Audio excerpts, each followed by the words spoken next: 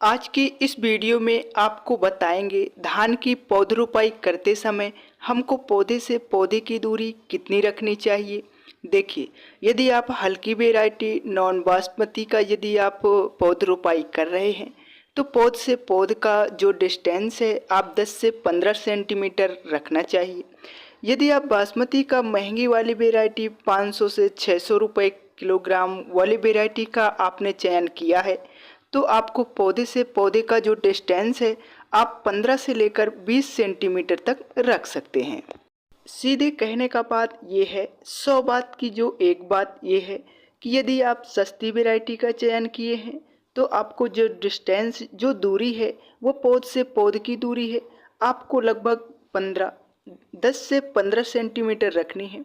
यदि आप बासमती की महंगी वाली वैरायटी का चयन किए हैं तो आपको पौधे से पौधे की दूरी 15 से लेकर 20 सेंटीमीटर तक रख सकते हैं।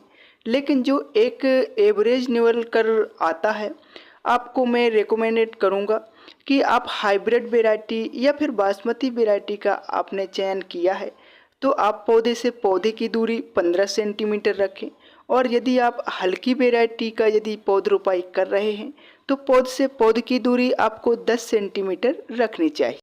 यदि आप डिस्टेंस ज़्यादा दूर दूर करते हैं तो भी दिक्कत है, और पास पास करते हैं तो नए नए फुटाव कल्ले नहीं निकल पाएंगे और बाद में जब हमारी फसल बोद में आ जाएगी, बालियाँ निकल आएंगी तो गिरने के चांस ज़्यादा हो जाते हैं। यदि आप डिस्टेंस पास पास में करते हैं तो जो डिस्टेंस है 10 से 15 सेंटीमीटर पर्याप्त माना गया है। यह डिस्टेंस बढ़िया है।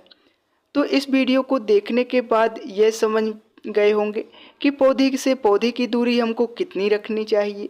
हमको एक एक दो दो पौधे की पौध रोपाई करनी चाहिए। यदि पौधा मजबूत है, स्ट्रॉन्ग है तो आपको एक एक पौधे की रोपाई करें, और यदि आपकी जो धान की नर्सरी है कमज़ोर है तो दो दो पौधे की पौध रोपाई कर सकते हैं।